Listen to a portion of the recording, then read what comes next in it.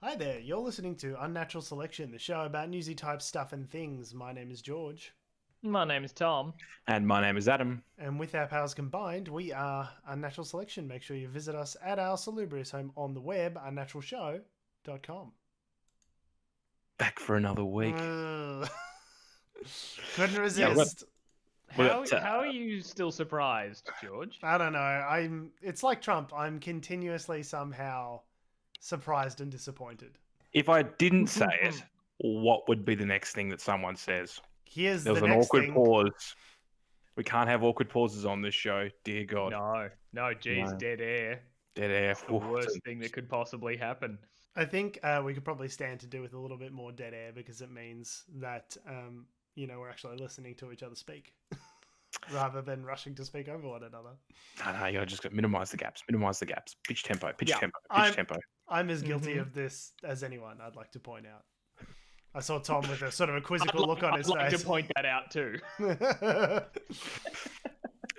So, Tom, how did you pull up after your 20-hour gaming session? Oh, yes. So, yeah, that was last weekend. Apologies for my absence last episode. Surprisingly, I pulled up okay. It was very interesting sort of to think about that none of the fallout from it I felt was anything to do with sleepiness. Like, that's sort of the thing that you'd think would kick in. Doing 20 hours of gaming. I mean, I took breaks and stuff, but I didn't sleep in those breaks. Like, I would walk around the house or play with the cat and stuff. But it was sort of like I wasn't ever like nodding off during it, but after I hit about midnight at least is sort of when just like a part of my brain kicked in that was kind of like, yeah, all right, like we're done now. No more video games today. You know, we've had our fill. I'm like, no, I still have to keep going for 5 hours, friendo. Gotta keep going through it, and sort of like just pushing through the barrier of I don't want to don't want to keep playing anymore. I'm done. But no, I had to keep doing it for 5 hours. But then I got about 4.5 hours sleep before the cat woke me up, and then I couldn't get back to sleep because your body kind of registers, oh, it's 10 a.m. Yep, I'm supposed to be up now. And I was like, okay, well, there we go. I was only planning to sleep until about 11 or like 11:30 just so as to not cook my body clock too much so I could get a bit of sleep, be through a day, and then go to bed at a normal time. And it worked. But I just woke up at lunchtime and I watched the stream end because the UK team finished at 2 p.m. local time. So I watched like the last couple hours. Tom, are you still saying that you've got a body clock? Is that something that you can confirm that the body clock still exists?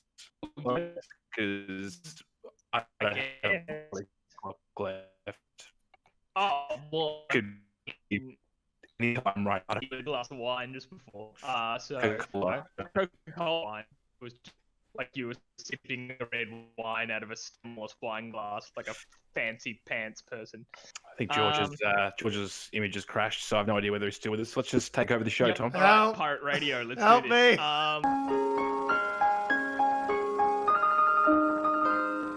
The game has very much like sort of that Grand Theft Auto feel of it, that like the civilians that are around like see you doing your carnage and just panic and scream and run around and stuff like that. But it had an extra layer to it that whenever they saw you, like if you just were swimming in a channel and there's people on a pier, they'd see the shark and go, ah, shark, and start screaming. And I thought, whoa, hang on. Like, you're not swimming in the water. You're just on the pier. Like, I've seen this sort of thing happen. If you're on the pier and you see a shark swim past, you're like, oh, cool, a shark, and photos and stuff like that. But they'd just start screaming. And at first I thought that was a bit of a silly part of the game design.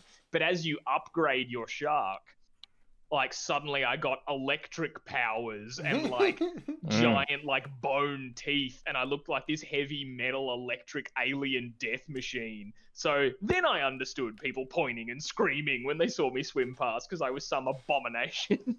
Yes, and the sharks can jump, I believe. Is that? Yes, well, sharks can jump out of the water. Like, that's a thing that sharks can really do. Right. But yes, but you could also jump out of the water, land on the shore, and hold your breath and flop around, just like slaughtering like beaches of people. Like, it was cheesy and cartoony, but a lot of fun. George has returned. Yeah, so we lost the live stream, guys.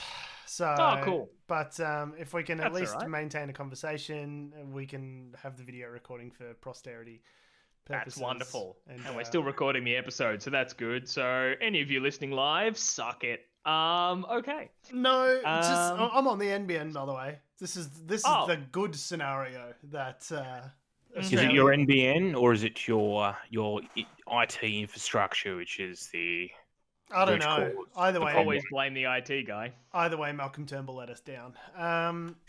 But George, he practically invented the internet. Him and Al Gore stayed up late into the night in a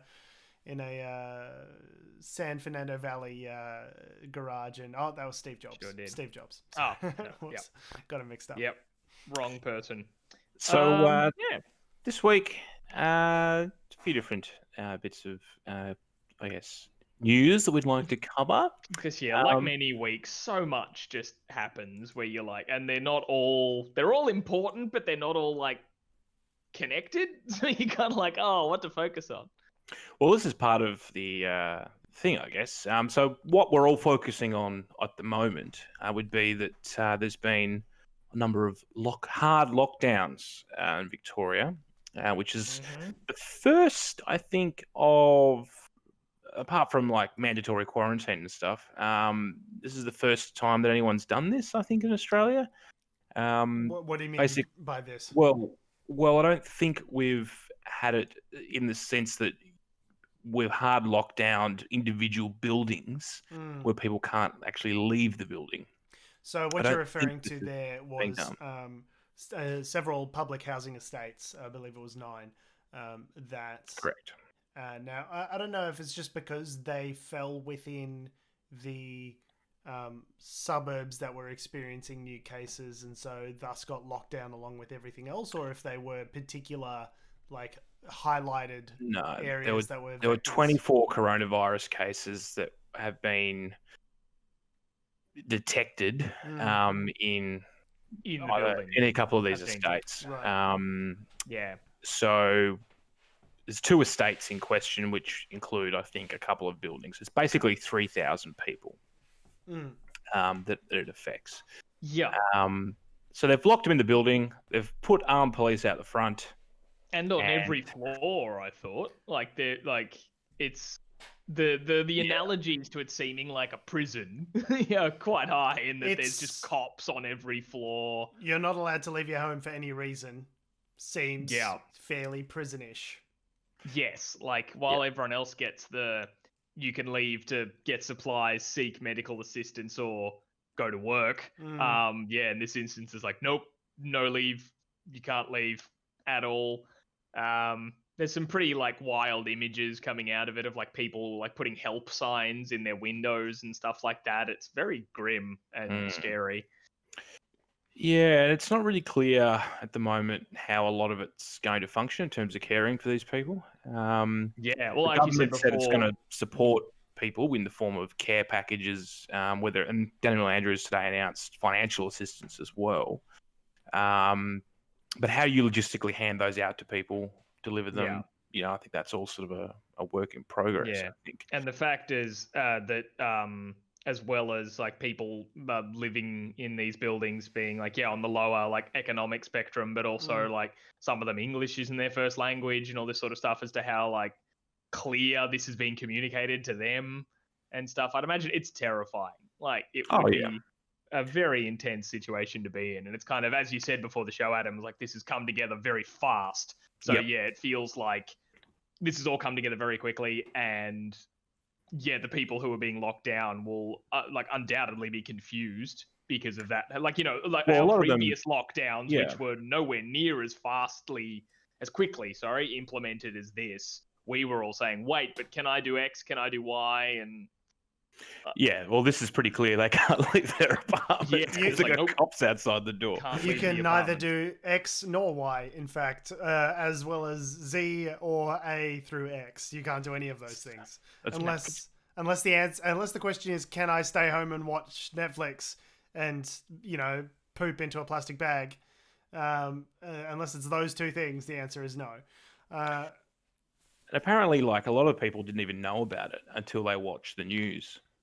As in people in the building? Yeah, in the building. Some people didn't even know about it until they watched the news. Like, I'm basically in detention. Well, I happen to be, at home and watching that news conference when it happened. But yeah, I had much the same thought. It's like, oh, okay, well, what if you're just not on the news and you haven't checked Twitter? Like, what? Or what if you were out at the time? Do you know what I mean? Right. Like, well, yeah, do you go home? Yeah, returning home. I just like one last hurrah. The good news is Australia knows how to set up detention centres. So yeah, but George, as you know, as we were basically reiterating to the States with their interwoven metal structures thing, was how we do it offshore. So we've already screwed our first point in how we set up our detention centers. The plan is home ground. To Bugs Bunny to get a big saw and just chop around each one of these housing estates and just airlift them out. Yeah, airlift them out, just like hole punch these places out of here. I don't know. It does seem like it's the sort of thing that you like a 1000% couldn't get away with in a wealthy suburb. You know what I mean? Like, if it was Karen, they'd be like, Karen's like, I'm talking to your manager, by which I mean, Dan Andrews or the PM. Like, yeah, I was gonna say ScoMo's on hold right now. It's the sort of thing you could only get away with if you're, restricting the freedoms of thoroughly disadvantaged people. But I'd be very interested to see what would happen is, that big building in South Yarra, the big tall one now that Charlize Theron did the advertisements for and stuff. Oh yeah, yep. Where those apartments, I think even for a 1-bedroom is like $600,000. So if you did that to that building, for instance, if you hard locked down that building, it'd be very interesting to see, as you said, how people would react. TikTok would explode. It would be. It would be a TikTok nightmare. All I see is super rich people with too much time on their hands on TikTok. But the reason why this, the situation in Victoria is getting worse and worse and worse. But it's probably distracting us a little bit from things that are happening elsewhere, particularly government policy, which they announced this week, which was announced by Scott Morrison doing a speech at, I think, a military academy or something like that, which outlined our defence budget or policy, if you will, for the next sort of 10 years. Firehose of government spending, you mean? You mean that's one way of putting it, George? If you mean a fire hose of $270 billion over 10 years? When that's basically what has been announced. Basically, check the math on it, right? Yeah, I mean, they've got to carry the one, of course, but I don't know. Just to make sure that it's not like actually it's going to be 200 billion because whoops. Yeah, well, it's 2%. It's 2% of GDP. So whatever 2.7 changes, 2.7% of GDP. So originally the plan was to bring it up to 2% of GDP. Which everyone sort of agreed on because I guess Labor was like, yeah, should I bend over backwards for you? Let me do everything you ask for. Yeah, no worries. And opposition, what's that? Yeah, what's an opposition? Who never heard of it?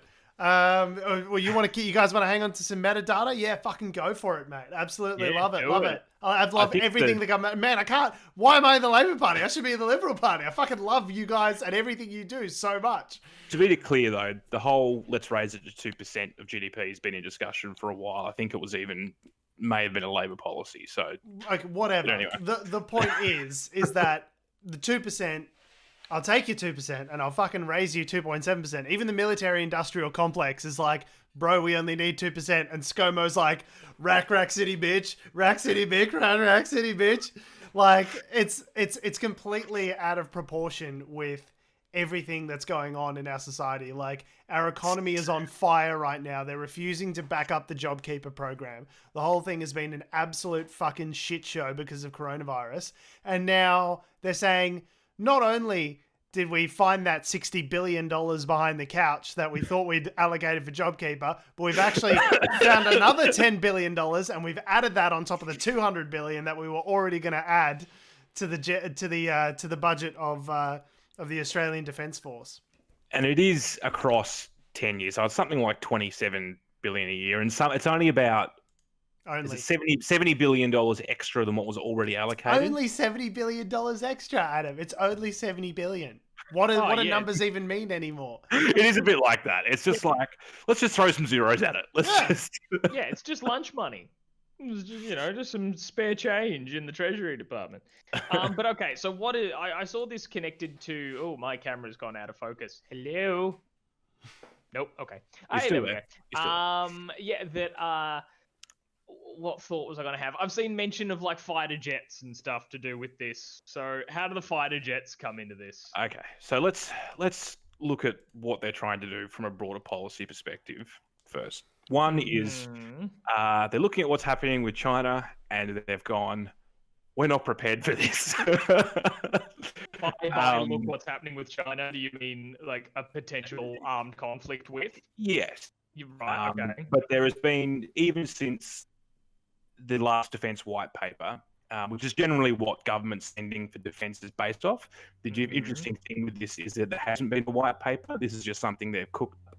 Yeah. But for years now, for the last decade, ever since Kevin Rudd was in power, defence experts have been saying, you need to think about how you're going to, if there was to be any sort of conflict, what's our strategy? How are we going to do that? And if there's a conflict with China, middled around. Here's the strategy. Run away. Because China spends more money on their military in a month than we do in a year. They spend...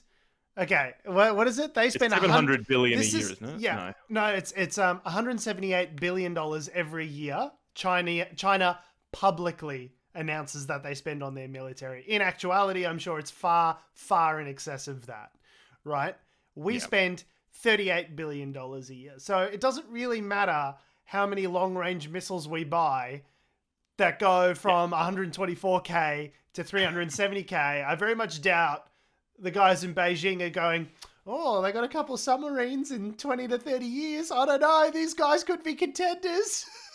Oh, we were totally going to invade before, but now that you've got several submarines, I don't think that's a good idea now. And you've scared us with your overwhelming show of force, Australia. And this is part of what we've decided, is that we are going to invest in some new missiles that the US has cooked up. We're going to buy those. We're going to add some more money to the submarine contract. There's going to be underwater detectors, and we want to spend money on developing hypersonic missiles, which I think Russia currently has and nobody else. By the way, can't get our fucking high-speed internet to work, but high-speed weapons, we've got loads of those. Heaps of those. So the concept being is, of course, if anyone's coming to Australia, we can detect them. If an invasion force is on its way to Australia, we can detect it on its way and then hit them.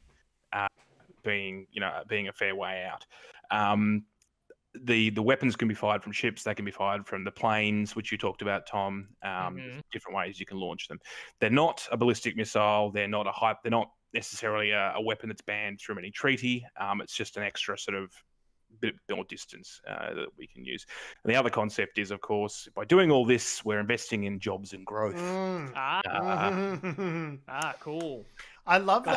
I love that. If you say jobs, there's so many growing jobs, growth in the growing jobs. Basically, growing on trees. We've got so many jobs. Grobs and Joth.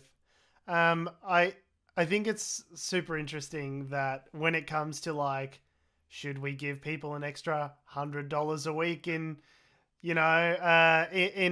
like a real dollar increase to the job seeker payment? The government turns its pockets out and goes, oh, me not have. Oh, so expensive. Oh, no, we don't have any money. But like $270 billion in addition to the jet program, the F-35 jet program, which we've got, which is worth $17 billion. The submarine program, which we've already got, which is blown out to $80 billion. Like... that we've got money for. Obviously, like for the military industrial complex, of course we've got cash, but if it comes to job seeker, it's like money doesn't grow on trees, you fucking pleb, get to work, you piece of shit. And that's probably the thing that I think is the whole coronavirus thing's kind of covered over, is everyone's so focused on where the next outbreak is. You can't even go out and protest this, really. Its timing is good on the government's part, but also horrible in the sense that it just reveals the ideological dichotomy between Oh yeah, spending. as so many and amongst many other things as well. Like I mean, so many people have said this already, but it's kind of like how the pandemic hasn't necessarily broken all these systems. It's just really shown how broken they already are. Just when we're not in a pandemic, enough of this, like the system coasts by on enough to kind of still function while everyone's saying, oh, hey, actually, like minimum wage is a bit cooked and da-da-da-da-da-da. And it's like, oh, hey, so when all these people can't work or and all this sort of stuff highlighting, yeah, look at that huge societal divide between the rich and the poor. It'd be great if we had a functional welfare state. Anyway, here's a couple of missiles. Yeah, anyway, here's Wonderwall. I mean, look, even like I was reading articles today from Stan Grant, who's pretty left, and even he was going, yeah, we need to, we need to get into the arms race. I was like, oh, it feels weird coming from you, Stan. Do we right now?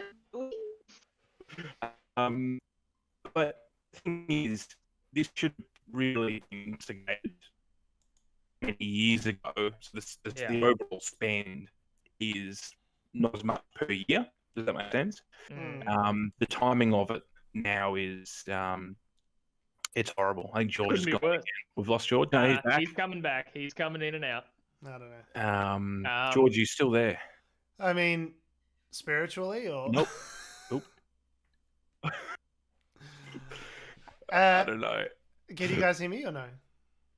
Yeah. Yes. Yep. There you are. I think it's really interesting that it sort of explains the announcement that ScoMo made last week or the week before about like Chinese cyber attacks.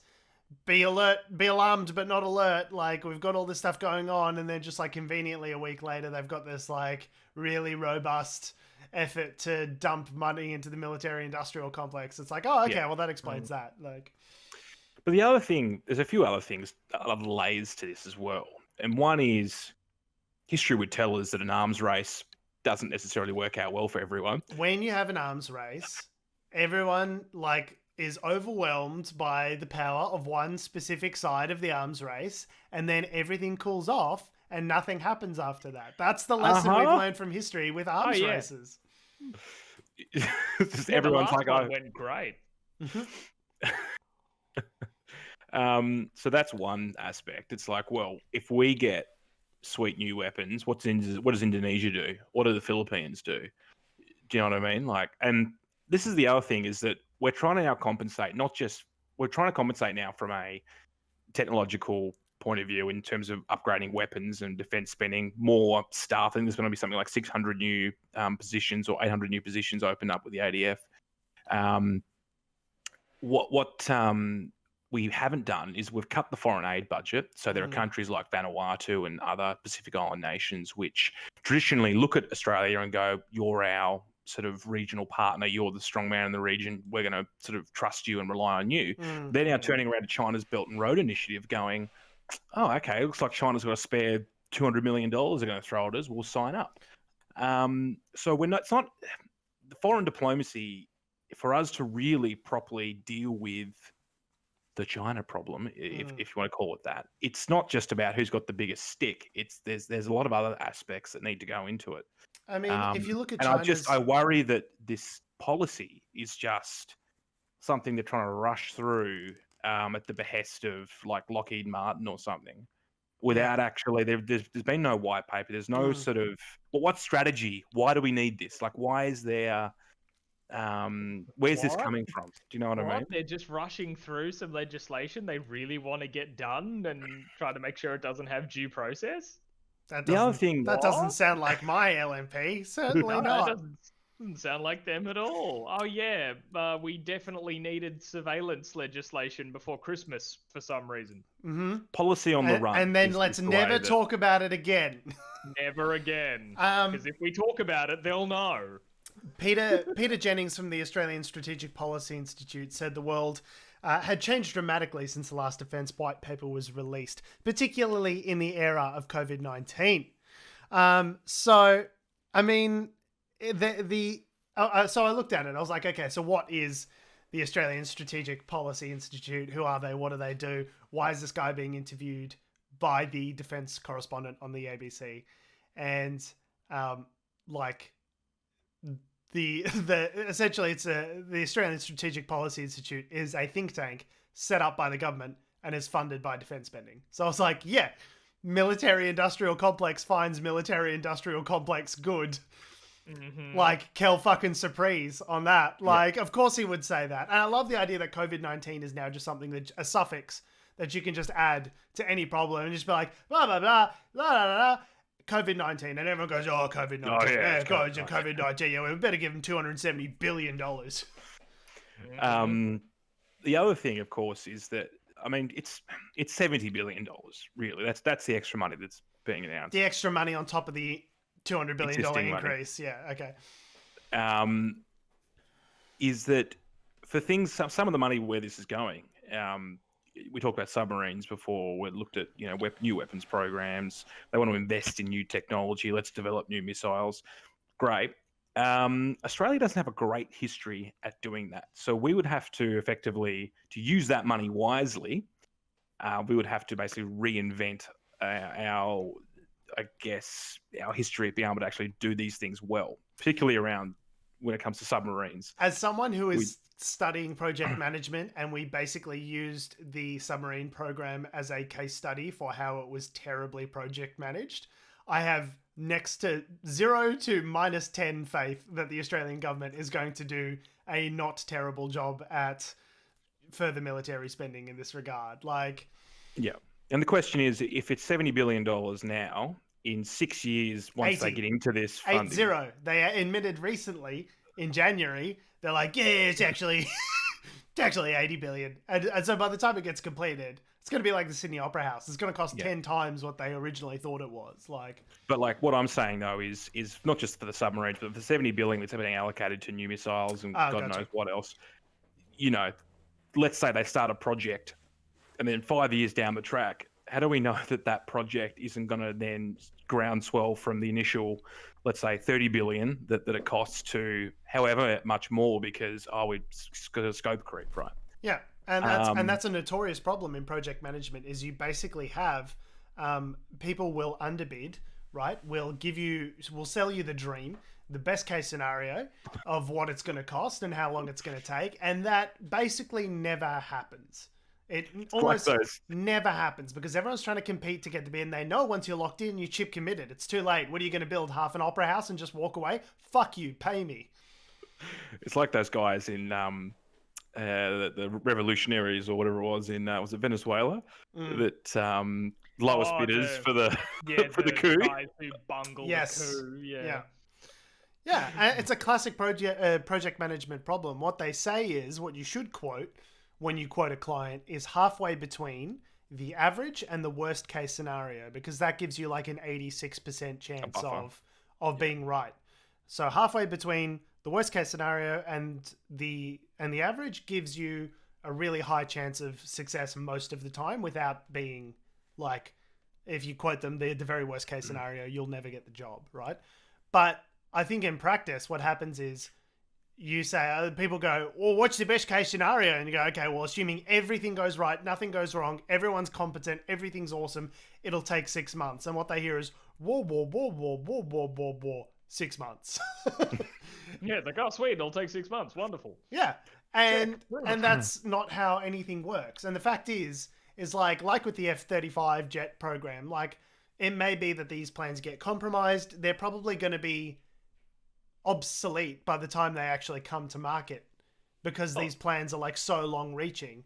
And it's like, when the country is literally and figuratively on fire, as it has been this year, does this seem like the best use of $270 billion? I don't think so. I think there's other things we could be doing with that money that are not include, but are not limited to, taking large cannons of money out into the street and blowing it at people, like, which would provide more economic stimulus to my mind than throwing it at a jet, which may or may not come to exist one day. Like, the jets do exist, and they are coming. Don't you worry. Whether or not they remain stealthy in the next 10 years is another question. As radar Otto's on his way, Adam. Stealthy as a brick.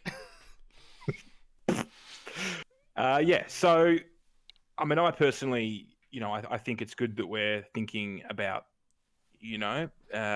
how we would potentially protect ourselves if Asia decides to go to war, which it possibly will. Don't get me wrong. But I recognize China and the Chinese government. They are cynical. not just China, just like the whole region is cooked. Whatever. I recognize that China in particular is a cynical, bad actor. I know they have bad intentions to the Western democratic order, but we know the things that work in avoiding conflict. We know what they are. They've been proven over time. It's investment in multilateral organizations. It's investment in foreign aid. It's investment in diplomacy, in improving trade relationships and having increased economic ties with other countries so that they think I wouldn't bother going to war with this country because that's only going to hurt my economy. Like, what China's doing with its Belt and Road Initiative makes sense from that standpoint. It's like they're basically just like buying off everyone. buying people off with fat stacks. So you want a road? Here's a bridge. That helps them with their, impossible trajectory of double-digit growth into the future that they're trying to achieve. Like, you see how China's got that virtuous cycle going, and rather than do that, we in Australia have just gone, fuck the world order. Like, let's just build a bunch of tanks, I guess. Let's get some fucking laser sharks with lasers on their frickin' heads, or the electric shark that Tom was talking about before. That'll fix it. And it just seems... I played that game. Those electric sharks were devastating. That's true. The Russians were experimenting with beluga whales with harnesses on them. And there are now whales.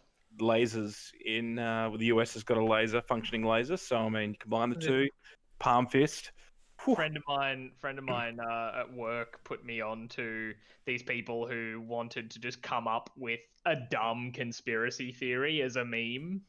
And the one they settled on was that birds aren't real. I think it's great. They're like, birds aren't real. They're all like robots made by like the CIA to spy on people.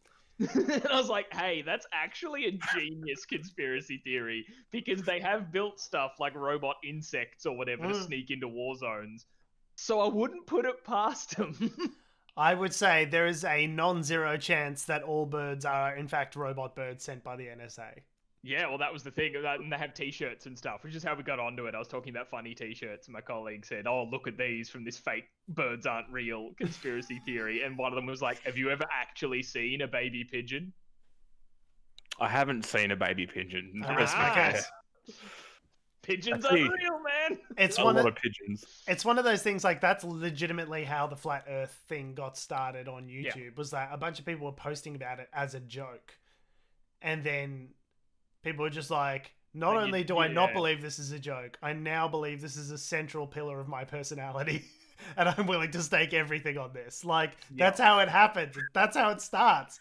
And then just all of a sudden, you're going to see, like, a plane with one of those things trailing behind it saying, birds aren't real. And people just be like, what is he talking about? And then Joe Rogan talks about it. And then all of a sudden, it's a whole internet thing. As soon as Joe Rogan talks about it, dickheads everywhere are going to be like, birds aren't real, man. George, I think I've seen the documents. The birth of religion as a concept. Yeah. Jesus is equal or greater than birds aren't real. You got to have something to believe in, you know? Mm-hmm. And if it's not the Australian government, which it isn't, maybe it can be birds aren't real. Birds aren't real. Or maybe that Donald Trump will be arrested and tried for the death of the Iranian military leader that was assassinated earlier this year. Maybe that's something we can believe in. Yeah. I mean, that's just hearing the sentence Donald Trump arrested. Like, there's a litany of things that he is worthy of being arrested for. I mean, if this is the one that actually gets him, great. But, you know, there was things that they should have arrested him over long before this happened. So you may remember, if you're listening, earlier in the year, World War III almost started. Remember when in like the first 2 weeks of the year, World War III nearly started? 3rd of January. We okay, whoa, dodged a bullet there. It's evidence of fires. Fires are happening. Climate change is bad. World War III nearly happened, but You know what? Damn, new decade, new me. Like, that was a great way just to start things off. Oh, honey. It's evidence of how totally cooked this year has been up until this exact moment that the words are coming out of my mouth, that I forgot that World War III nearly started. That's how fucked up this year has been. Started. When this story came back, as we're talking about, that Iran has issued an arrest warrant for Donald Trump over... It's legally binding internationally, shall we say. Over the killing of Soleimani. I remembered that Trump had done that. I was like, oh yeah, when the US bombed somewhere in Iran and killed a military leader. That was the thing. Oh, was it in Iran or was it in... It was in Iraq, actually. Oh, it was in Iraq, but he was there. But yeah, just being like, oh yeah, they bombed him. I remember that. Damn. And someone said, yeah, that happened in January. I'm like, what? I thought that was like 2 years ago. This January. No. Yeah, this past January. When the country was on fire. Remember that? So Iran, they've been there's been a few retaliatory things, like they were targeting fuel depots and other stuff. There were missile strikes on US bases in Iraq and a few other little things, but nothing really significant came from it. Imagine if they had hypersonic weapons, Adam. Like we're gonna. Super fast. Fast. They're hyper and sonic. So, give me 60 billion, please. Yeah. I don't think you understand. Hyper and sonic, Adam. It's not an or. It's an and. Both hyper and sonic. Hyper and sonic. Hypersonic. Okay, hypersonic. Yeah. Hypersonic the Hedgehog weapons. They're not making hypersonic weapons, are they? Yep. That's a thing. Yeah, Google it. Yeah, I thought we were just talking about that, were we? Yeah. No, this is Iran. But no, Iran, I'm saying Australia, like we do. Oh, right. Yeah. Different subject, same context. 10 more minutes. 10 more minutes. But anyway, so Iran, they've got a meeting coming up later this year where basically, because there's currently an arms embargo on Iran. Turns out Iran would like some more arms. But we're only giving them legs. No, you don't want to... I was going to say, you don't want to break that street date. You break an embargo on the release of weapons. Distributor will never talk to you again. You miss out on sales. Oh, mate, I broke an iPhone embargo once. Steve Jobs permanently banned me. Not even allowed to own an iPhone anymore. Damn. Yeah.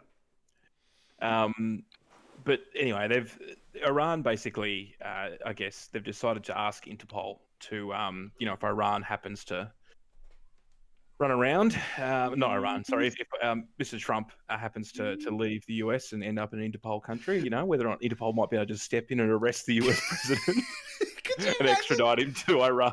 Hey, Donald, how's it going? Amazing, yeah. Perfect, it's so good, okay? Great. If you could just come with us, Iran wants to arrest you. Sorry, talk. Yeah, talk. Talk and not arrest. It's like... Did I say arrest? Yeah, did I say arrest? Because I meant arrest. I mean talk. I meant to have arrest. You can have arrest. You can have arrest in solitary confinement in Iran. Yeah. Forever. And did I say Iran? I meant Burger Town. All right, let's go. It wouldn't be hard to get him somewhere where you wanted him. You just promise him that there's a bunch of quarter pounders and Diet Cokes, and he'll go there of his own accord. Mm-hmm. I love it how he eats the quarter pounder, but it has a Diet Coke because no sugar. I'm watching my figure, Adam. That's how it works. It counteracts the burger. Interpol turned around to the Iranian request and said no. Oh, weird. I had my fingers crossed and everything. Oh, but man. I think what they're trying to do is essentially up and coming up to this the meeting where they're going to sort out what happens after this embargo expires, because the US is trying to extend the sanctions and that kind of thing. I think they're trying to sort of frame themselves as being the victim, and that's partly why they've done this. But also, like, if that happened in Australia, I think we'd probably do the same thing. In fact, when MH17 was shot down, we've effectively done the same thing, but through the UN, obviously.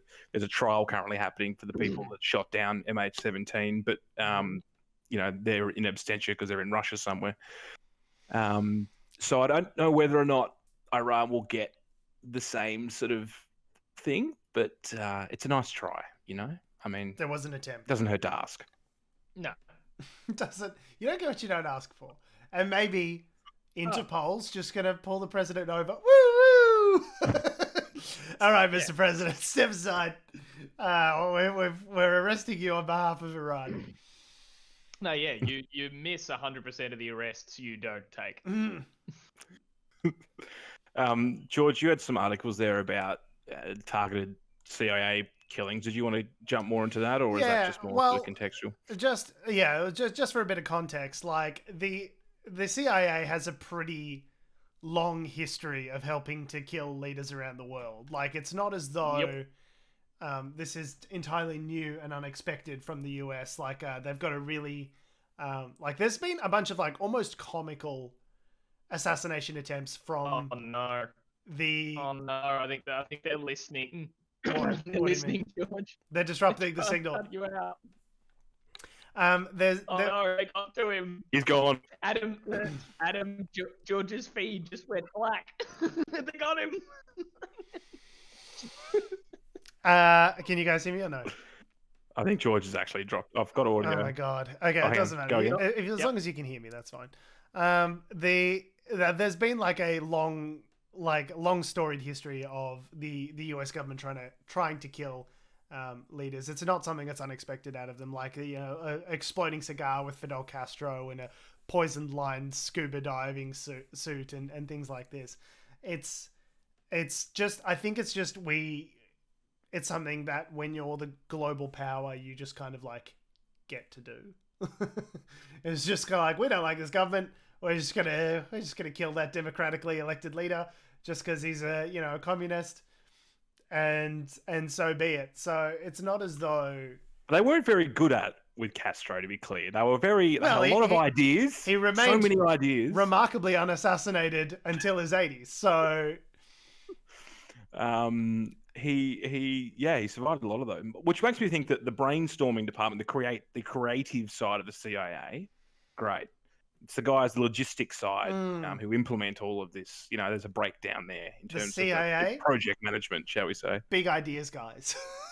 Not so good. It's just really all good at the ideas. In 2017, there was an assassination attempt on Kim Jong-un, involving the use of biochemical substances, including radioactive substance and nanopoisonous substances. To be clear, though, that is a claim from North Korea. It's not necessarily been verified. I did say alleged. Yeah. They're coming to kill us with nanobot infused drugs. It's straight out of Metal Gear Solid. In all fairness, though, like the Bay of Pigs is like a really good example. Like, there have been really powerful like things that were publicly exposed where the US government, like, bold-faced, like, tried to undertake regime change. Like, not to mention the whole Iran-Contra affair and stuff. Yeah, the Iran-Contra affair, the Gulf War, where they're basically like the Gulf War and then Gulf War 2.0 this time it's personal.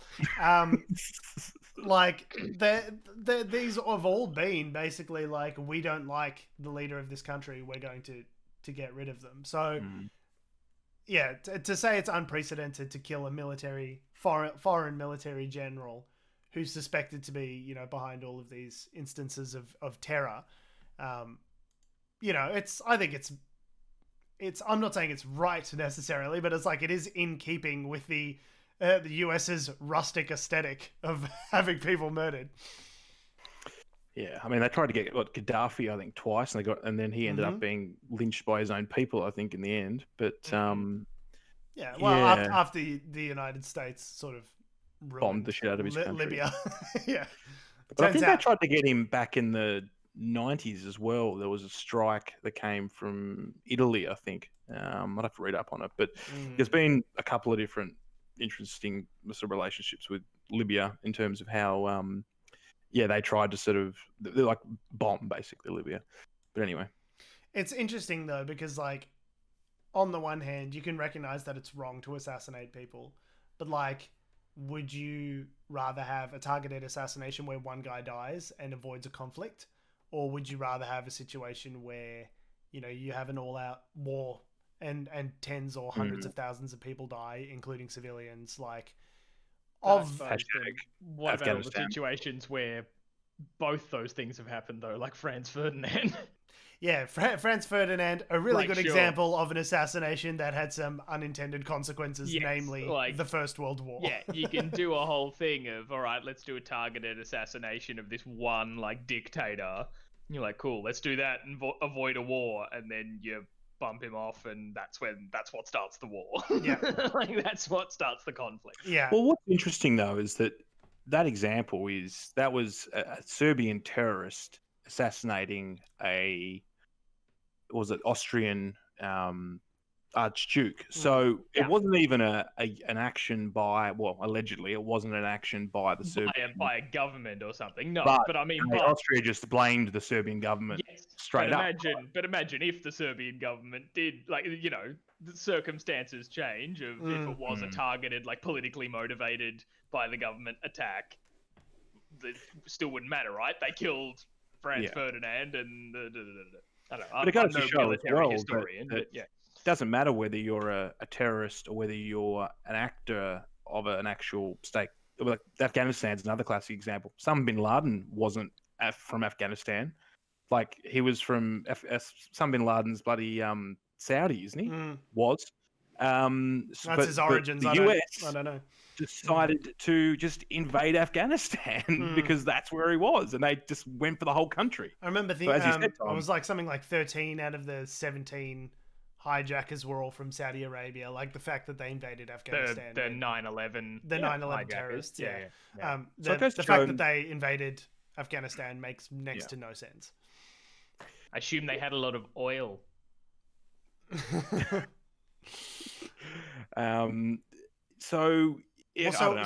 obviously the point being, like, when it's done for your purposes on your country side of things, you go, okay, well, that might be a preferable option. But, like, when it's done against you, obviously you could see how that's completely fucking outrageous. So that's why Iran wants to arrest Mr. Trump. Yeah. So look, to circle all back around, it's probably a good way to sort of finish off in that, Asia being a bit of a tinderbox at the moment, particularly Southeast Asia. Any of these little events could set something off. But meanwhile, we're either focused on COVID-19 or we're, perhaps contributing to it by buying hypersonic weapons. That I don't know if the situation's being thought through as well as it could. And the problem is these are multi-generational changes in the way government spends money and where government resources are directed to. Like, no, we won't spend money on humanities degrees, but like let's spend some money on ballistic missiles. Like, these are things you can't have the ballistic missiles without the STEM people. So you've got to put money into the STEM research. Sure, but who's going to write a philosophical essay on whether it's right? No, but the point being, George, like, these are things which will change future generations of Australian students and people and affect the budget and their taxation and the economy. And we're just, like, blowing past each one of these things every week. And it just feels like in a normal time, this would be like a controversy that would last 3 months. And like, right at the moment, we're just like hurtling by these things at 300 miles an hour. And we, like, I don't know. You just got to hope for the best. And it's interesting because you just don't hear much from Albanese these days. Like, either that because the news isn't covering him, or because he's literally not saying anything. I'm not sure whether there's a bit of a balancing act there, but the problem with lefties, there's not a credible organisation. There's no credible opposition at the moment. Yeah, the problem with lefties is that we're willing to criticize our own when we think they're doing something wrong, and so I feel like they're more happy to acquiesce to avoid criticism. But like, what they do is they tend to slide to the center, be like, oh well, you've got a choice between like conservative in the LNP or conservative light, which has like broad appeal with Labor, and anyone who's a centre left person is just kind of like left out in the cold. You go, okay, well, I can't vote for the Greens because look at them.